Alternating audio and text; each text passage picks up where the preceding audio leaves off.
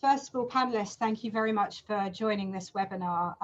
Much appreciated. And to all our attendees, thank you very much for also joining with us.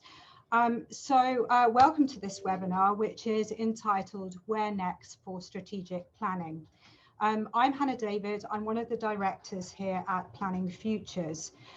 Just to give you all a brief outline of the format, I'll just give an extremely brief introduction, and then I'm going to introduce each panelist who will speak for about 5 to 7 minutes. We'll then move over to a Q&A, and please can I ask all our attendees, feel free to send some questions in using the Q&A function. And can you also please push the raise your hand button so I can find you to actually ask the question. Oh, here's Andrew. Hi, Andrew. Hello, Hannah, how are you? I'm good, thank you. Thank you for joining us. I was just doing the introduction, so forgive me. Okay, so just to recap with the Q&A, please send in your questions at any time. Please also raise your hand so that I can turn to you and find you to ask the question.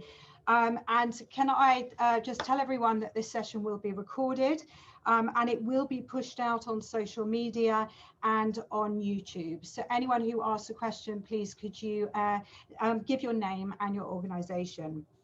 So by way of introduction, please, the practice of strategic planning has ebbed and flowed as a force within the English planning system. The current planning white paper, which I'm sure we've all absorbed and are probably a bit sick of by now, Planning for the Future, proposes the removal of the duty to cooperate. Although it signals an intention to create fresh means of cross-boundary planning, these have yet to be set out in any detail. This event, which is a collaboration between ourselves, Planning Futures, LUC and Kings Chambers, and thank you very much to both of you, will explore how a new role for strategic planning could be crafted to sit alongside the other proposals contained within the Planning for the Future white paper. So to begin with, I'm going to turn to Jonathan. Jonathan is an associate planning consultant at LUC.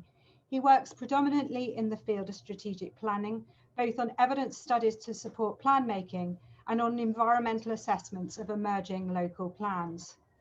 He has provided research and guidance across topics such as natural capital, ecosystem services, climate change, renewable energy, green infrastructure, green belts, and biodiversity. He has also carried out numerous sustainability appraisals and habitats regulations assessments of development plans. Much of his strategic planning work has been with local planning authorities and the former regional planning bodies, either delivering evidence studies and local plan assessments or providing a critical friend service to clients doing the work in-house. He also has experience of neighbourhood planning and was on the steering group for the neighbourhood plan of his home parish. Over to you, Jonathan. Great, thank you very much, Hannah. And before I start, can I just check that you can see my slideshow? We can, yes. Great, thank you. Okay. Hello, everybody. Welcome to the webinar. I'm just going to start by giving a bit of an overview of the subject. And I thought I'd start by having a quick reminder for ourselves of some of the potential advantages of strategic scale planning. So firstly, in sustainability terms, a large plan area can align better with natural systems and allow you to do things like catchment scale approaches to flood risk management. Also, individual districts' development needs often don't neatly line up with available land for development in sustainable locations if you're just planning for a single district. Secondly, housing delivery is more complicated in two-tier areas because of the split responsibilities between district and county councils, whereas joint plans can make it easier to align housing delivery with infrastructure delivery. Thirdly, strategic planning bodies can represent a larger area's issues with a single voice, and they're likely to be more influential when they're dealing with third parties like government or large private investors. And finally, some elements of the planning evidence base can be more logically and efficiently prepared at a strategic scale. For example, joint evidence on biodiversity strategy, reflecting things like landscape scale, ecological networks, greenbelt and landscape studies are other advantages, other potential areas. So there are a number of potential benefits of strategic planning. I just wanted to go on to look at the different ways that authorities have been going about it under the current legislation and how they've got on. So in terms of national planning policy, the word strategic appears a lot in the NPPF, but it's actually mostly just distinguishing between strategic and non-strategic policy areas rather than referring to joint planning. Having said that, the NPPF does recognise the possibility of joint local plans. Doesn't really seem to convey huge enthusiasm for them. Most of the emphasis seems to be on the duty to cooperate on cross-boundary issues, particularly on infrastructure and housing. There's also quite a variety of different arrangements for strategic planning in England at the moment. Although regional spatial strategies were abolished back in 2010, we've still got the GLA as a lone regional planning body with an adopted local plan, London plan, providing a strategic framework for individual borough plans. We've also got combined authorities, which are part of the government's agenda for devolution of power to city regions, aiming to integrate public service delivery and boost growth.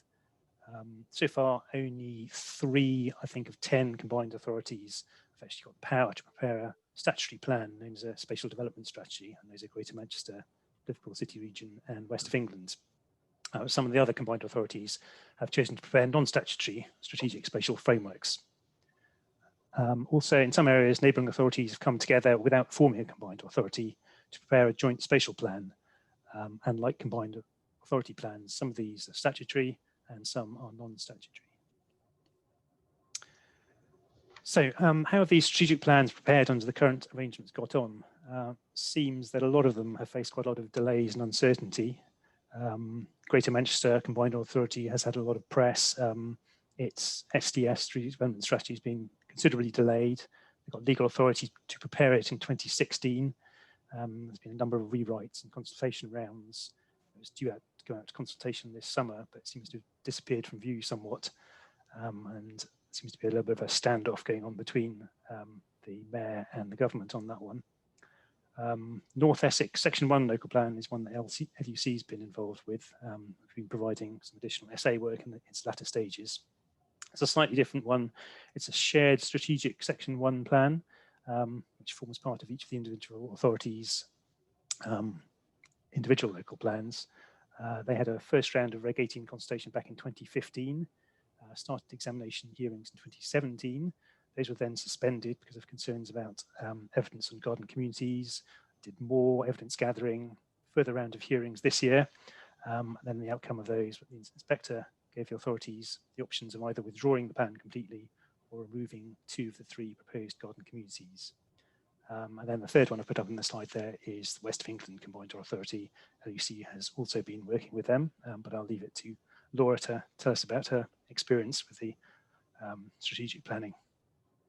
So although a few authorities have successfully adopted shared or joint plans, it doesn't really seem to have been plain sailing for many of them. There are probably a lot of different reasons for this that others are better placed to talk about, and hopefully we'll hear some of those views from the panel and from the audience later on. But it seems to me that some of the issues with the current system are different expectations about the level of evidence. The inspectors sort of looking for the same level of detail they'd expect from a local plan, even though they're looking at an SDS, in order to meet tests of soundness, while authorities are keen to keep the plans at a more strategic level. There's the potential issue of out-of-step timetables with joint plans, different constituent authorities on different timetables, and if more advanced authorities get their Section 2 plan in place, then potentially lose interest in the joint planning process. And there's also a lack of requirement for consultation on SDSs before the proposed submission stage, unlike with local plans, which means there's less opportunity for early scrutiny of evidence and alternatives, which is to increase the risk of nasty surprises later on in the process.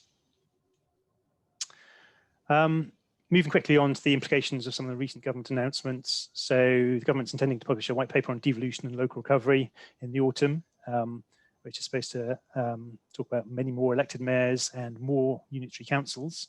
So we're going to have more authorities coming together, but the implications for strategic planning are really going to depend on exactly what powers are given to those new mayors and new unitaries. The other big change, of course, which has already been mentioned, is the planning white paper. Certainly proposes radical reforms of the plan making process. Hasn't really got a huge amount to say about strategic planning. There are a few relevant points, which are the removal of the duty to cooperate. Having said that, it says that the government's still considering how strategic cross-boundary issues would be planned for and the scale that plans should be prepared at in areas that have got significant strategic challenges. There's also the fact that the housing requirements are going to be set nationally under the white paper proposals, but it also says that it will still be possible for joint or combined authorities to agree an alternative distribution of their joint housing requirement.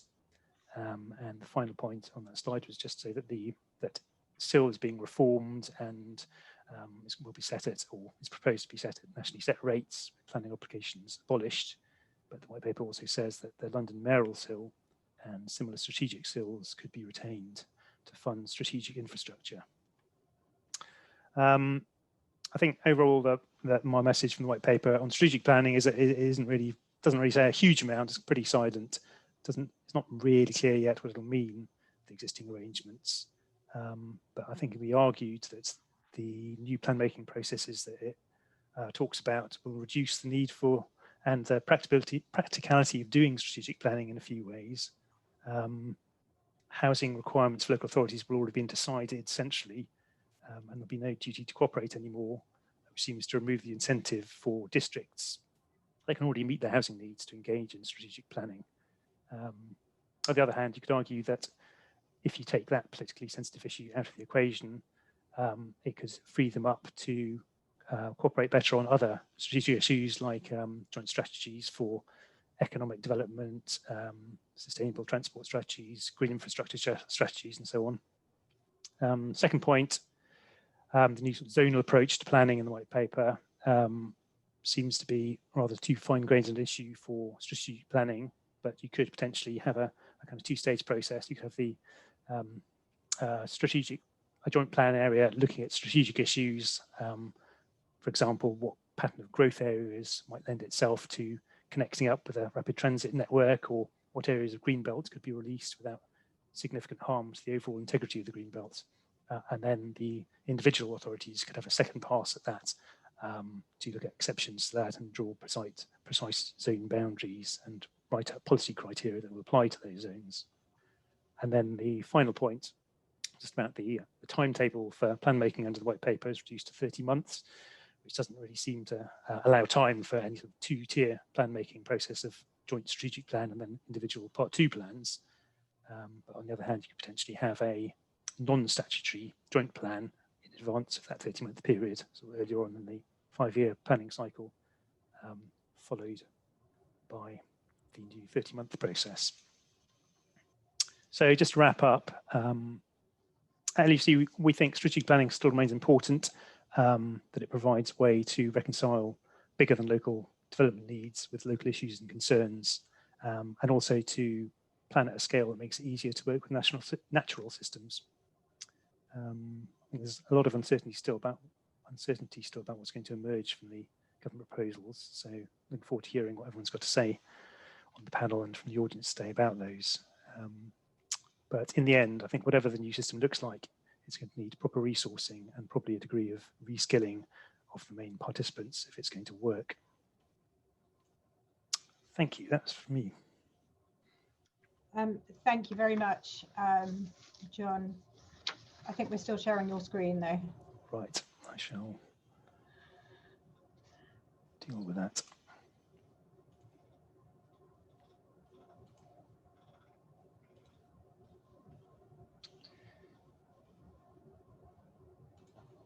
Perfect. Thank you.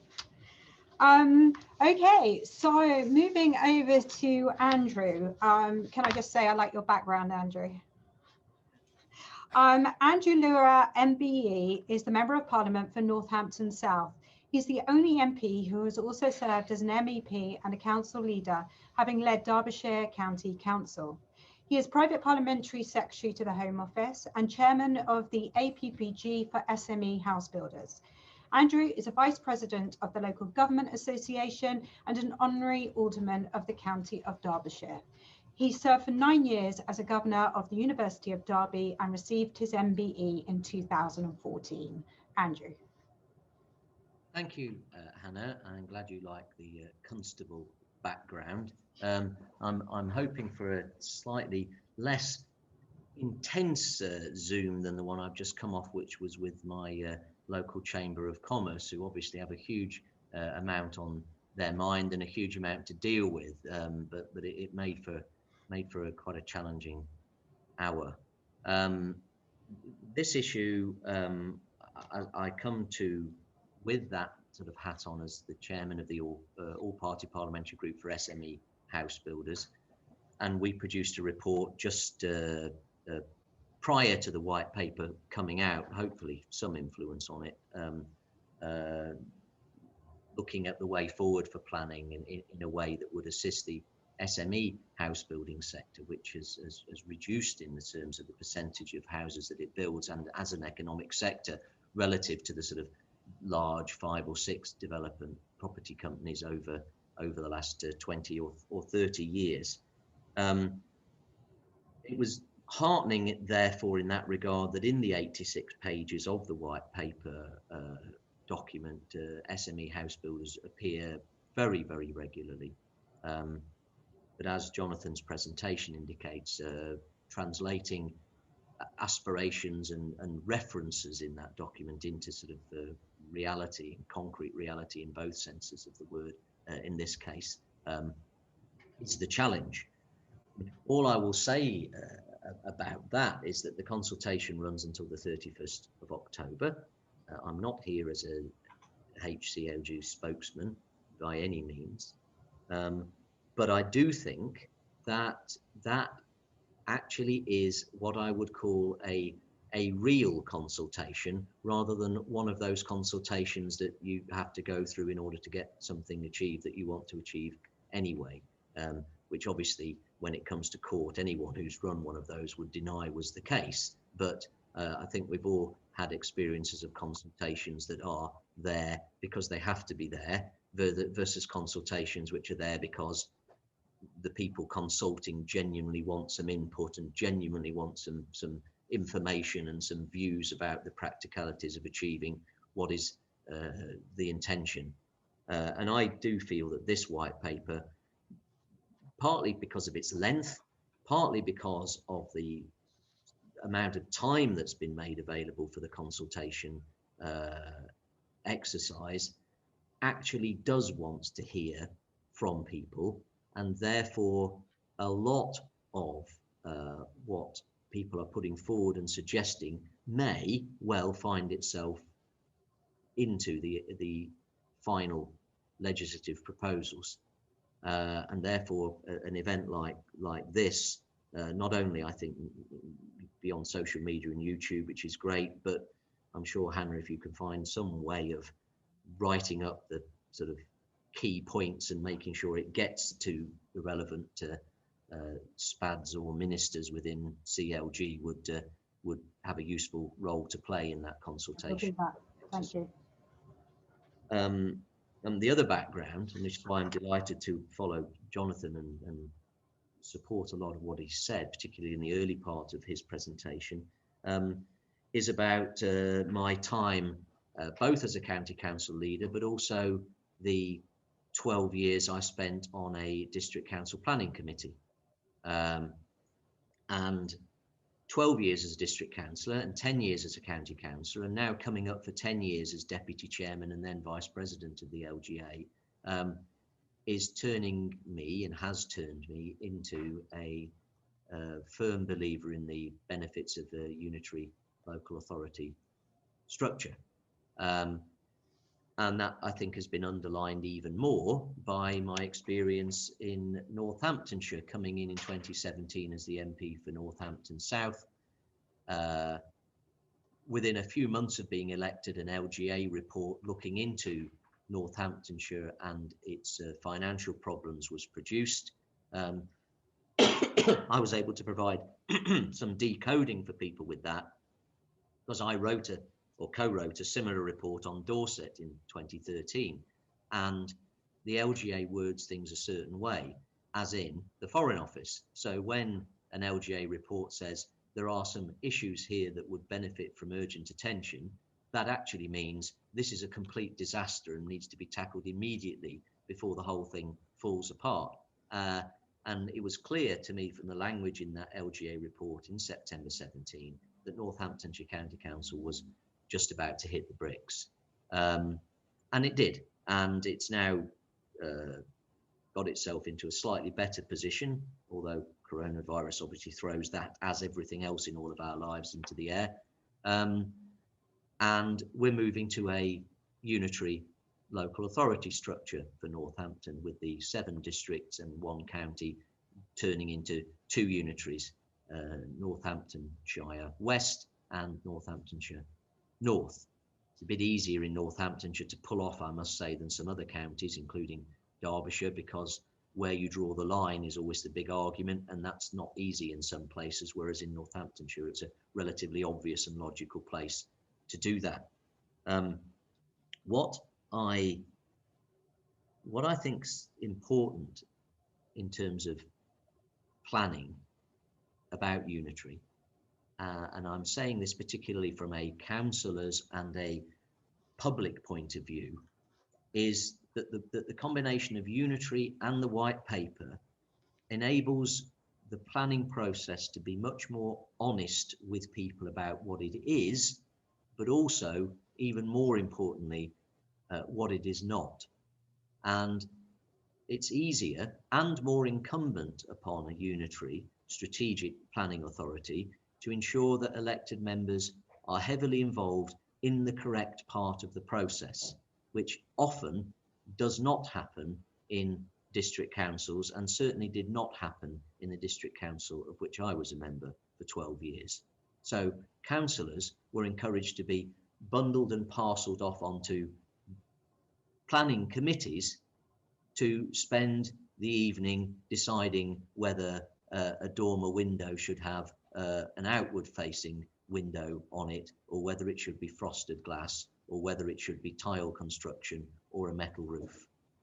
Whereas what councillors ought to be doing is taking part in detailed analysis of local plans and what their communities look like and should look like in the future, and which parts of infrastructure are appropriate to be provided and are of the most urgent need as a result of planning gain. I remember spending as much time as a county council leader falling out with the district council of which I was still a member about infrastructure as actually getting the infrastructure delivered and getting on with it. And that often came from an attitude that the district council would want to put all its focus and emphasis on affordable housing because that's what it did, and wasn't so interested in making provision for the roads and the schools because that's what the county did, and they've got loads of money and they can just pay for it out of their central coffer, and we'll have all the money from the developers for affordable housing, thank you very much. And that was not in any way a sensible approach. Now, I understand that advocates of two-tier and people on districts often say, yes, but county councils don't provide the water mains and don't provide some of the other infrastructures, and therefore it doesn't provide the simplification that it's mooted to do. But I think that's a misconception in 2 ways. One, because the point is a lot of the infrastructure is provided by upper tier, so the fact it's not all of it isn't as important as the fact that at least it's more. But also, if you have a single strategic authority dealing with statutory undertakers and utility providers, you have a stronger and more coherent voice in dealing with them as well. Plus, from an SME house builder perspective, I mean, you may think this is counterintuitive, that SME house builders would prefer to deal with a smaller, more local district council where people know the councillors and know the planning officers, etc. But certainly in my experience, that doesn't prove to be the case. What often seemed to happen, in my view, was that the SME house builders got all the hassle from the planning officers because they were small and therefore the district council could sort of order them around. Whereas when a really large developer came up with huge financial muscle and assets, the district council planning officers weren't prepared to take them on because they knew they wouldn't have the flex and the muscle to do so. Now, in a unitary authority of a much larger scale, you only need to take on major developers once or twice and actually stick to it for the rules of the game and the nature of those discussions to change and the power balance to change in a way that's beneficial to the authority and therefore to local residents. And the other important point about that change of emphasis is that it provides much better levels of clarity to local residents, where it's clear that discussions about planning are not about councillors stopping something next door to you that you don't personally happen to like. It's this quasi-judicial role within down on the ground planning that's caused a huge amount of problems over the years. It creates a fundamental misconception in the public's perception of what councillors and planning committees are there to do. And it massively incentivizes, for reasons that I entirely understand as someone who's now fought and won 9 elections over the years, to make decisions that are not in keeping with planning. Now, I know that that leads to planning officers and developers tearing their hair out, but it's an unreasonable expectation on the part of a councillor to vote for some massive development in their community that people don't like, just because planning officers tell them it's in keeping with planning law. It's placing them in an invidious position. Whereas moving day-to-day planning down to a proper quasi-judicial role, which is a simple decision of, is this in keeping with planning law or not? And moving councillors into a discussion of, we've got to build this many houses. What sort of houses should they be? What's our elderly population going to look like? Do we need a doctor's surgery? Would it be better to have 2 primary schools in this community that compete with each other a little bit, or achieve the economies of scale of having 1, etc.? Far more productive discussions and far more properly political discussions, which in turn encourages people to be councillors who aren't interested in basically being JPs in it with a different label, but actually interested in politics and engaging with their community rather than being told by their officers what is in keeping with subsection 3, paragraph 4 of the relevant piece of planning. That, however, does lead me to wonder where the mood music is over unitary, because if you'd asked me a couple of months ago, it looked like we were going at last full steam ahead. And now I'm not so sure again. Now I get the feeling that the usual thing has happened, and that is that cabinet ministers and other ministers who've got influential and powerful district councillors in their local association have led to a renewed discussion of, with everything else going on, a big white paper to pass, coronavirus to deal with, do we put 2-tier to unitary back on the too difficult pile yet again? That isn't to say that some sort of national snap blanket declaration that as of 2023 everywhere will be unitary is necessarily the right way forward. But it does feel to me, and this Northamptonshire example underlines this, that not continuing to progress in that direction is only postponing the inevitable and only leading to areas that have felt left behind, that haven't been the focus of the sort of exciting and sexy restructuring that's happened in city regions and so on, will end up feeling even more left behind because they're not part of this significant structural change. Where that also leads, I think, to a challenge, and this is just to conclude, is over this balance of power between newly created unitaries and strategic authorities. In some sense, it seems a shame to me that you go to all the trouble of getting rid of a tier of local government only then to create another one. That you say that there's too many tiers in local government, and then you go through all the pain of upsetting your district councillors and your activists and having a more streamlined structure, and then you create another overarching sort of strategic body that then comes into the same sort of conflicts with the unitary as the county went to with the district, on a different scale, but the same problem, 2 tiers. We're in charge of this. No, I'm in charge of this.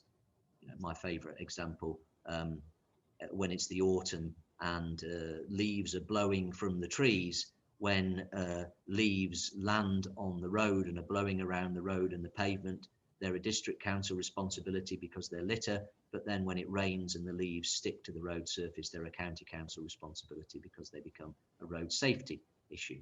And I think it would be good if we could avoid those sorts of turf wars if we are going to this structure of having these city regions and metro mayors as well as unitary. I actually think, and I don't know, this is just an open question, whether we actually have the appetite in this country to go for a much more genuinely decentralized, empowered local government model of the sort you see in Holland and Germany and Denmark and the United States and Australia, where you have local authorities that are actually sovereign. They are local authorities, they are local government, they're not just local administration of central diktat. We have a very strong Westminster tradition here, which we've obviously moved on from to some extent in Northern Ireland, Scotland and Wales, but we still have for England, where it's still all very Whitehall focused. Now, if we do move to unitary, not only should that provide savings and economies of scale, it ought to lead to a stronger sense of local sovereignty as well, and bodies that therefore can't be redesigned and redrawn at the whim of Whitehall henceforth in the way that local government has been in its current setup since 1974 and arguably beforehand. So that's a politician's view about it all. I hope it provides a different perspective to the planning-based ones and very useful ones that we've had, and I look forward to the discussion. Thank you very much, Andrew. You've certainly given us a lot to think about. And in fact, Planning Futures will be doing an event on devolution and to explore also some of the other issues that you've raised.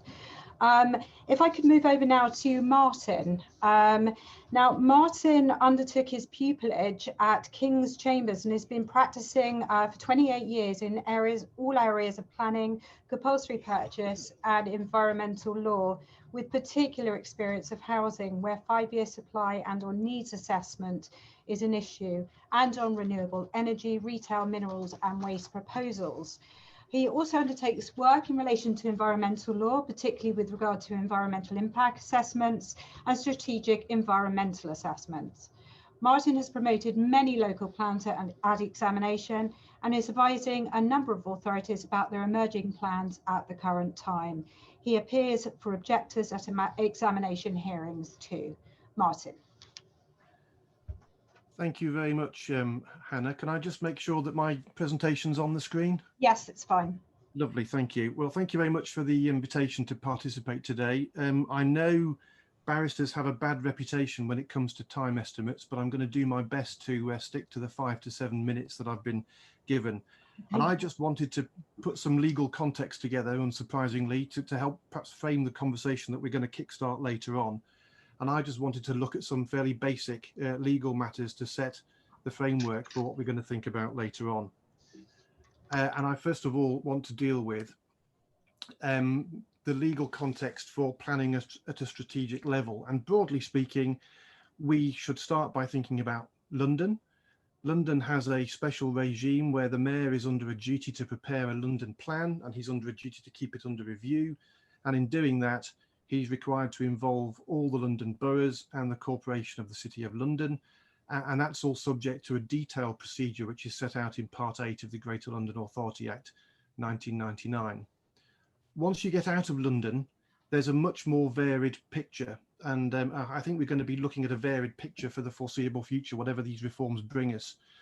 First of all, we've got areas where there are combined authorities, and those are it's only relevant really to think about combined authorities which have been given planning powers. So that's places like Greater Manchester Combined Authority, Liverpool City, and so on.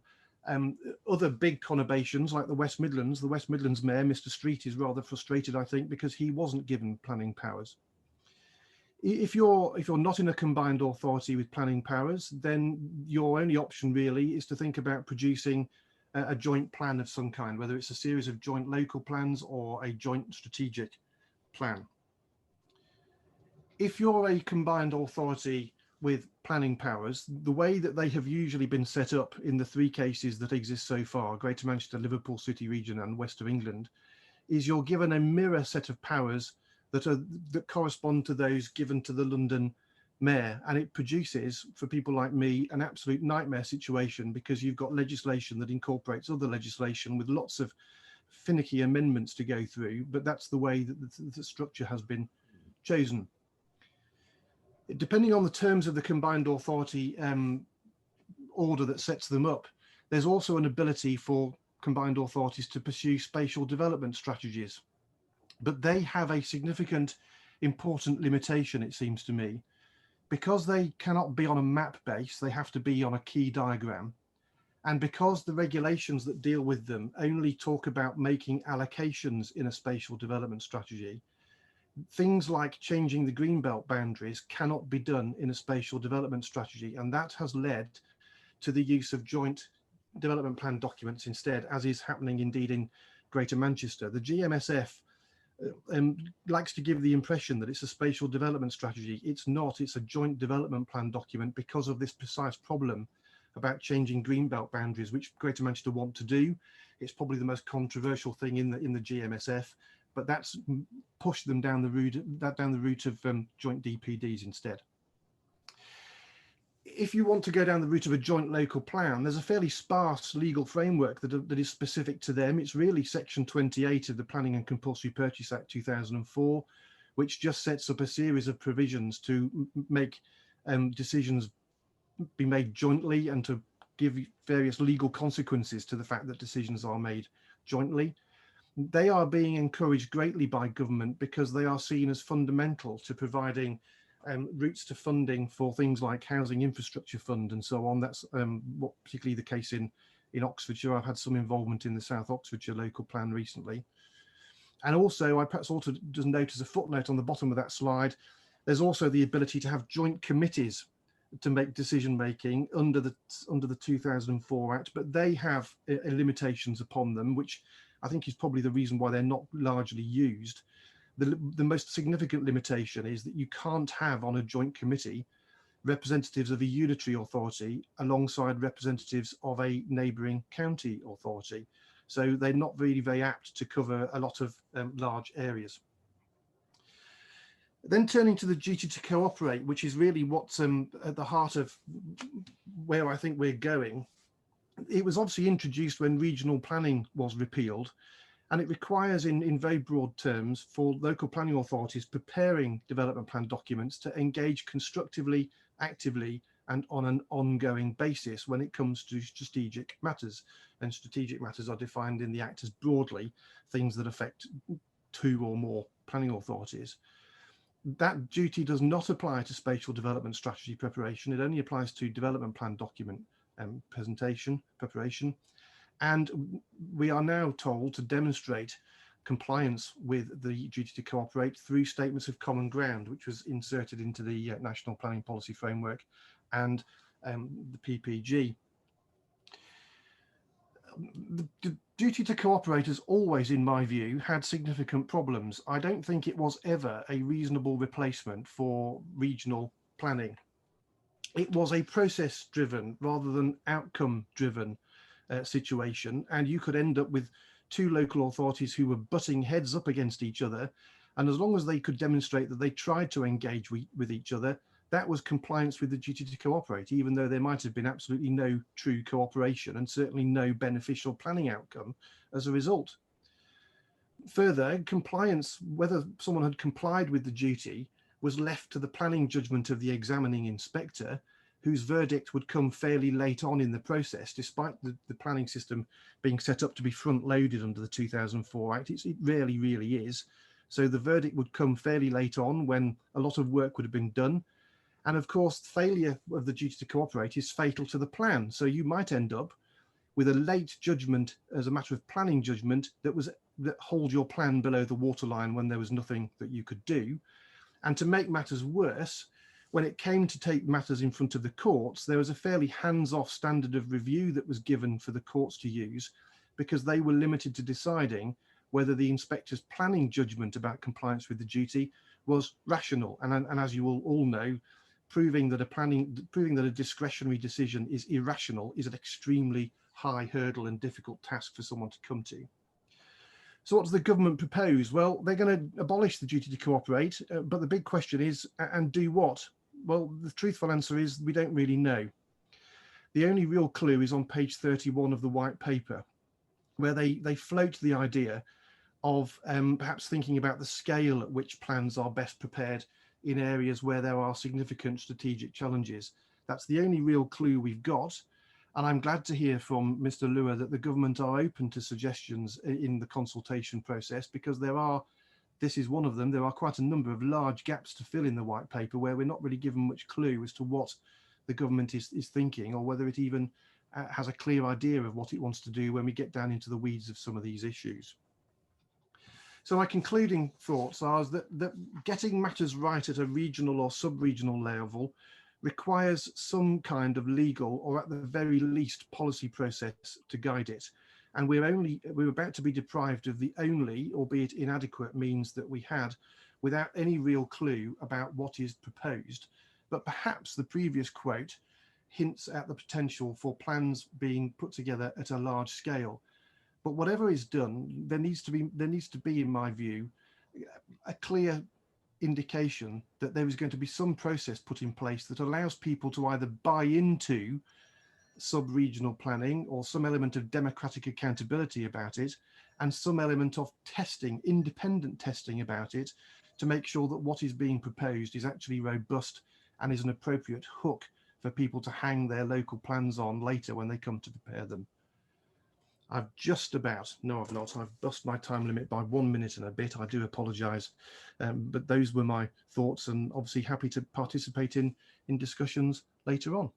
Thank you very much, Martin. If you hadn't mentioned the time, I wouldn't have noticed. So, but thank you very much. And if I could just mention at this stage, and just going back on Andrew as well. In fact, we have held a series of roundtables on the white paper on each of the 3 pillars, and I concur exactly with what Martin has said. There was a lot of points raised about how do things certainly work, where's the detail, what's going to be replacing duty to cooperate, etc. So there will be full responses being submitted from us on behalf of our members. If I could just move over now to Laura. So Laura is going to give us the combined authority view. Laura is the head of Regional Housing and Planning at the West of England Combined Authority and Local Enterprise Partnership. Her role is focused on working with the authorities and key partners on strategic planning and housing, policy and programmes, including the Joint Green Infrastructure Strategy and the Spatial Development Strategy. Laura has been a Chartered Town Planner for 15 years and is a mentor with the RTPI. In her various roles, Laura has developed significant experience of partnership working across local councils, their external delivery partners, government agencies and businesses. Laura, thank you. Thanks, Hannah, and good morning, everyone. Really happy to be here to just share some of our experiences, really. As Hannah was saying, some practical, hopefully, joint working experience on the ground, past and present.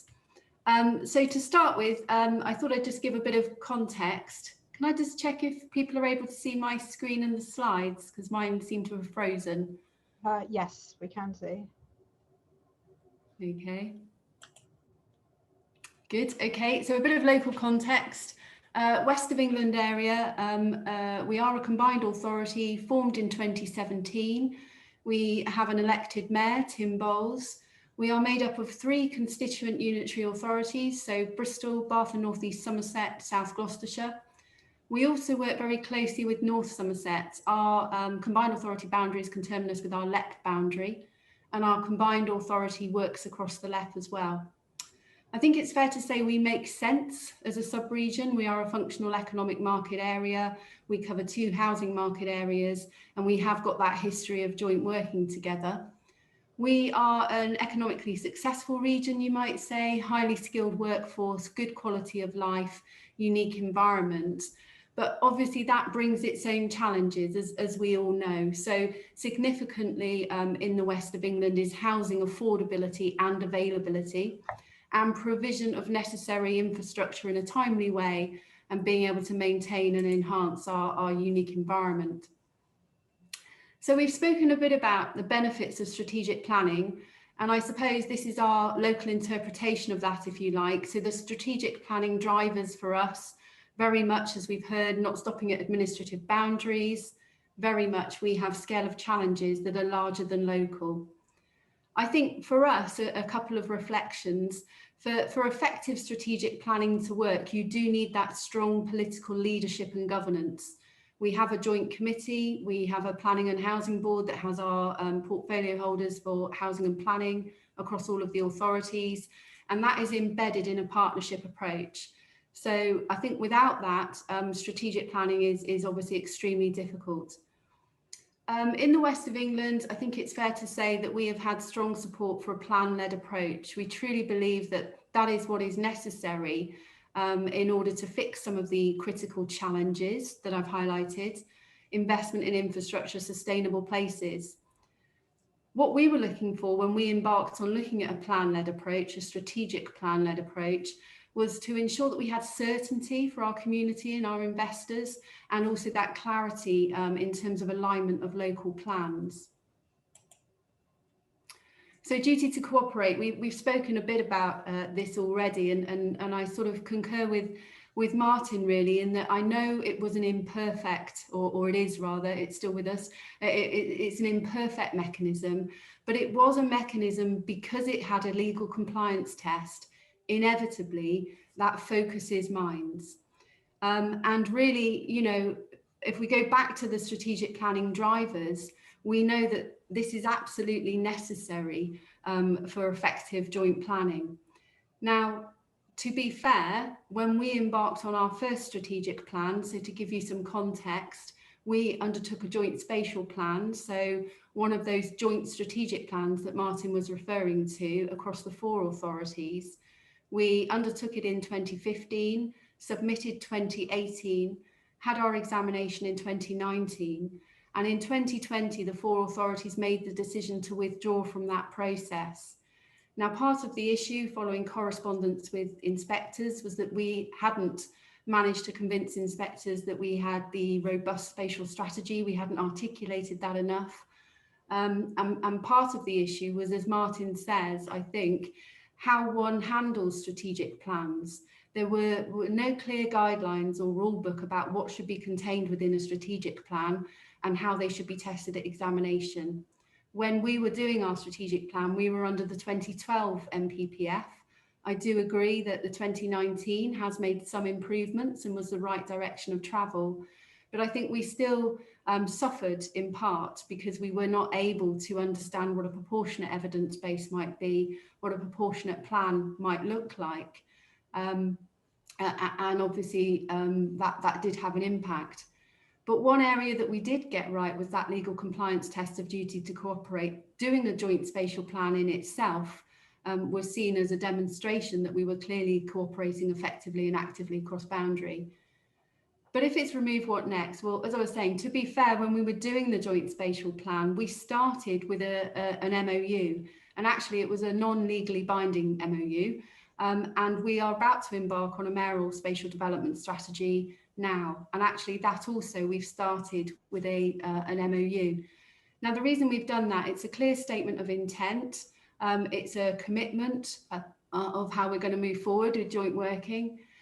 But we have still decided that we will follow some of the duty to cooperate arrangements. So, for example, we have a statement of common ground with our 3 constituent authorities and also with North Somerset. We will be extending that across other neighbouring authorities and onto delivery agencies, because the key thing for me for the duty to cooperate, it wasn't just with neighbouring authorities, it was with prescribed bodies, and that's, you know, your delivery agencies, your Highways England, Environment Agency, Network Rail, etc. So moving on to some further reflections, if you like, our experience of what we were doing on the joint spatial plan has helped shape our thinking on the spatial development strategy, and in particular, what should be the scope of a spatial development strategy and what should be the scope in a local plan. So you see the 2 spheres there on the left, the strategic plan, if you like, and on the right, the local plan. And then we have the emergence of the planning white paper proposals. So if we are to see some of those proposals come to fruition with more emphasis on national policy framework containing the DM policies, except for where there are exceptional circumstances or specific local need, if we're looking at this hybrid zoning approach, growth, renewal and protect areas, effectively your plan making becomes your outline permission stage.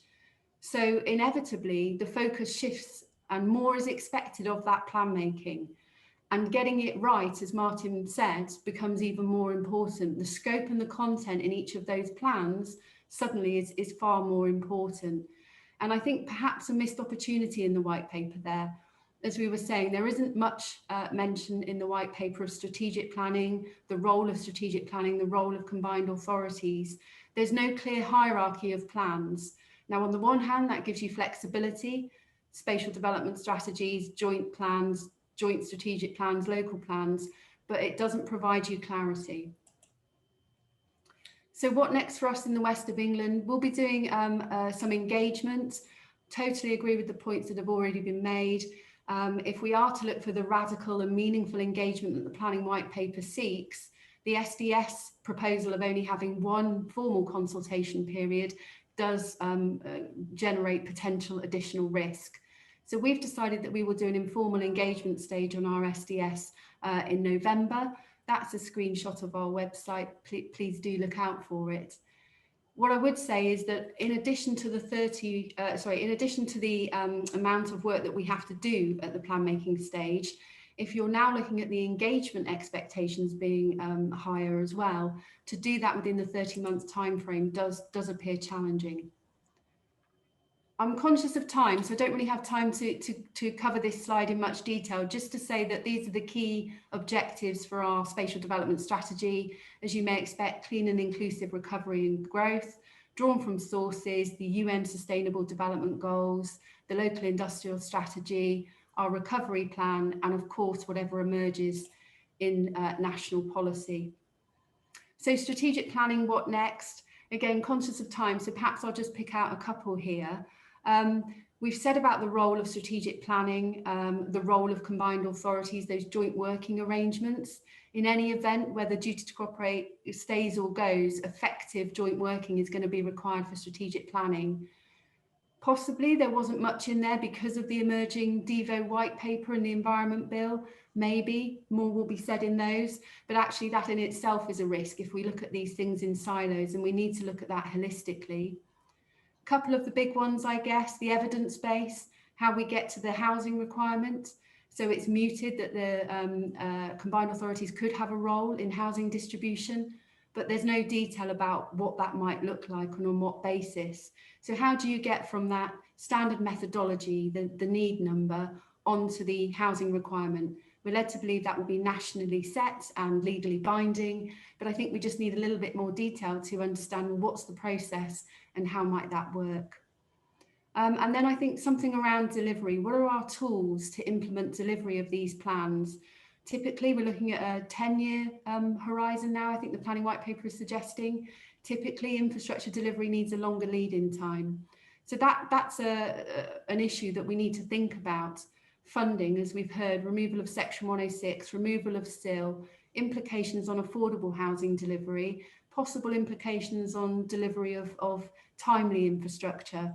Again, detail to be worked through, but hopefully an opportunity where combined authorities or groups of authorities working jointly can consider in their strategic planning that delivery and implementation lens as well. So some quick canter through some thoughts from me, and I'm looking forward to the discussion. Thanks, Hannah. Thank you. Thank you all for your words. Now, I do appreciate that we are rapidly running out of time, but I think the discussion is extremely important to have all your different perspectives, and I think that's really adds a lot of value. There are, however, a couple of questions that I want to pose to you, I'm afraid. So if I could just begin. Andrew, so I wanted to pose the question about what is the appropriate scale for strategic planning. Now, Andrew talked about the benefits of unitary structures, and Laura obviously talked about how combined authorities can work with all the correct ingredients. But Martin and Jonathan, what do you think is the appropriate scale? Martin. I think it's going to depend upon which part of the country you're talking about. It's probably going to be relative to the density of population, I would have thought. The denser the population, the smaller the geographical extent of your strategic planning unit, if I can call it that. But if you're talking about places in the country that are more sparsely populated, I would imagine that you would want to have a much bigger geographical area. I mean, the idea that you would treat, for example, Surrey and Cumbria in the same way in terms of geographical size of area seems to me to be a non-starter. So I think it's probably going to have to be tailored to the density of population, business activity, and matters of that nature. And I wouldn't be, there's no perfect outcome to this, but I would have thought that something based upon an enhanced version of combined authorities to sort of focus your area for strategic planning would be the best or least worst way forward. Thank you, Jonathan. Yes, I think I would agree with most of that. And I think the only thing I'd like to add is the point made in the presentation about also having regard to natural systems. So, for instance, river catchments or whatever, particularly could be more appropriate in those sort of less densely populated bits of the country that Martin was mentioning. Yep. Thank you. I have a question that has come in from somebody called Bethany Griffin. Bethany, I'm going to call on you now and I'm going to allow you to speak.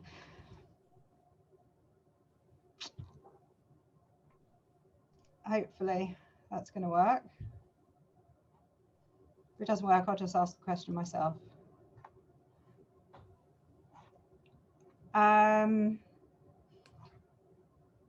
Okay, I'm going to ask the question myself, since obviously my tech skills are not where they should be.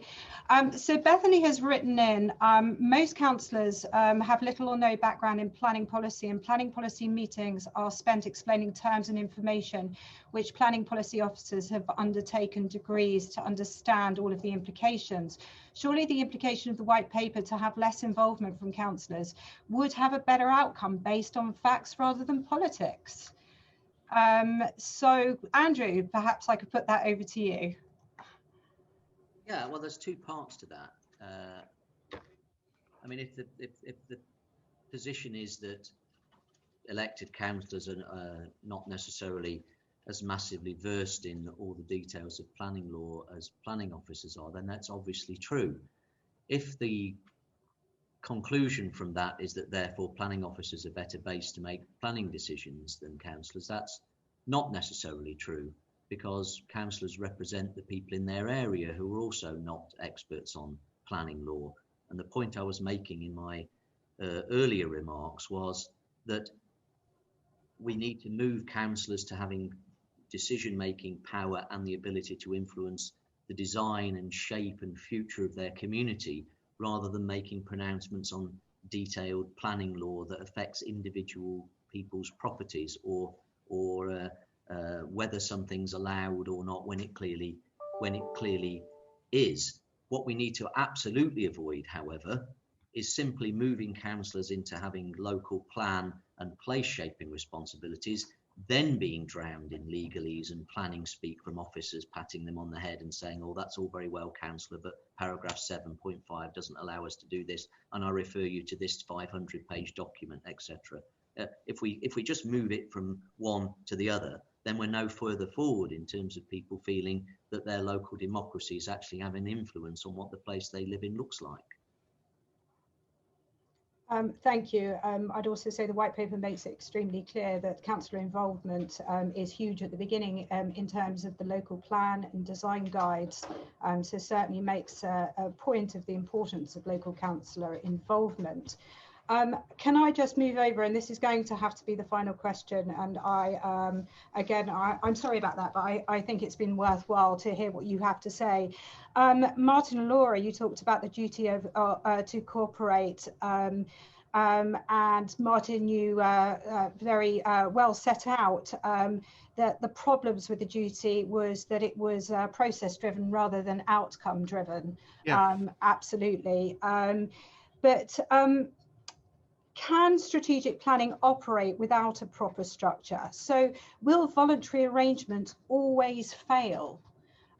Jonathan, what do you think?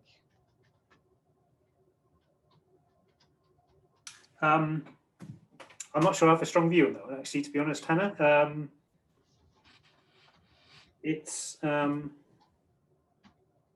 I think anything that has a legal requirement to take on to the end of it is very useful to keep people honest and make sure it happens properly. And but then, speaking from my experience doing a lot of work from sort of sustainability appraisal and habitat strength assessments and things, local plans, and I'm sure Martin's got tons of experience in that area as well, is that there's kind of pros and cons to the kind of legal side of it, because the advantage is you've got to do it and you've got to demonstrate you've done it properly and met the requirements, and that's great.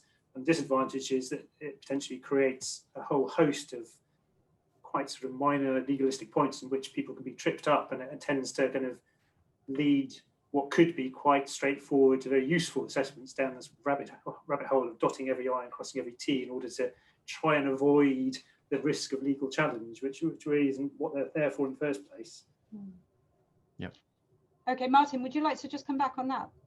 Yeah, I mean, I don't think that I don't think it is inevitable that voluntary arrangements will always fail, as long as the voluntary arrangements have a clear framework to work to and make sure that they adhere to them, and that the voluntary arrangements contain a proper route map for finding your way through things. I mean, I agree with what Jonathan's just said about sustainability appraisal and strategic environmental assessment. One of the really good things that's coming out of the white paper is to get rid of all that. That is a real nightmare minefield that is just designed, I think, unintentionally to pay the mortgages of people like me, because it's just such an obstacle course for authorities to find their way through. And I have a lot of sympathy with the government view that it doesn't actually lead to better decision making, better plans, and environmental improvement. But whilst we've got sort of the ear of someone in Parliament, so to speak, my big problem with the way the system currently works, if we're thinking about strategic planning, is that the framework, the NPPF and the PPG, focus far too much at the moment upon requiring absolute detail of proof of deliverability of schemes and viability of schemes. And once you start casting your net over a big geographical area and looking at a long time scale, it becomes almost impossible to prove that a strategic urban extension, sustainable urban extension, is going to be viable and deliverable in 30 years' time when it might be being built out. And we've seen a lot of plans falling over and inspectors not being persuaded about the evidence of those matters. So I think having a big area to plan across would be good. Having a longer timescale would be good, but there needs to be more realism and practicality about the ability to stare into the future and demonstrate that something's going to be deliverable and viable in decades time, because otherwise you're just setting yourself an impossible test to fulfill. And that would be my big takeaway, I think. Thank you. And before I move over to Andrew to answer that, Laura, would you like to add anything to those points? No, I think just to echo what Martin said, I think in terms of duty to cooperate, if it is removed, it's all about having that robust governance and leadership and having the clear route map. And I think absolutely in terms of strategic planning working, you need the proportionate rules around it, evidence-based, and you need the proportionate examination tests. Yeah, I think that's right. And thank you. And before I move over to Andrew, I would also add that I foresee a problem without a formal duty to cooperate between the different politics in authorities, which I'm sure, Andrew, you must have seen as a local councillor, or certainly aware of, and how that could impact or influence authorities getting together and having these conversations that they need to have. So over to you, Andrew. Yeah, I agree with you, Hannah, but from a different perspective, which is coming back to what Martin said, that a duty to cooperate is almost a sort of tautology, because if you're only doing it because you're duty bound to, it's not going to be very good. And I have examples from authorities that will remain nameless saying, we really don't want to do this, but we've got to show that we've cooperated with them. So how do we come up with a form of words that shows that we've tried to cooperate but doesn't succeed, so that we can get on with doing what we want to do alternatively? So you can't cooperate with somebody unless you actually do want to work with them. And on Martin's other point, I mean, you know, the longer scale you have, the more vague you need to be about your deliverability criteria. I only need to remind people that I was born in 1971. My sister was born in 1973. People have been on the moon in my lifetime, but they've not been on the moon in her lifetime. When moon landings were taking place, we were told that in 20 years from the first moon landing, there'd be permanent colonization and bases on the moon. But no one's been there for over 40 years. So trying to predict the future is a bit of a mug's game, I'm afraid. And therefore, detailed planning for 3 to 5 years, fine. Aspirational planning for 20 to 30 years, great. But asking someone, particularly someone who probably doesn't even have a business background, to predict what somewhere's going to look like 30 years from now, it's just not remotely feasible. Thank you. The impossibility of the hypothetical, I think. Can I thank you all? Can I thank the panel? Thank you all very much for your time. Can I thank the audience? And as mentioned, this will be written up, and Andrew, the points will be submitted as part of the consultation. Andrew, you mentioned the closing date for the consultation was the 31st of October. I think it might be the 29th of October, but if we could just double check that date. Thank you very much for your time. Could I remind Planning Futures members that the next event, which is a Q&A with the Housing Minister, is taking place on the 17th of November. Details are on the website. And can I thank you all again? Thanks very much. Probably just the Halloween reference, actually, but yeah, I do. Sorry? Probably just the Halloween reference. Thank you very much. This video will be, as I said, on YouTube as well, very shortly. Thanks again.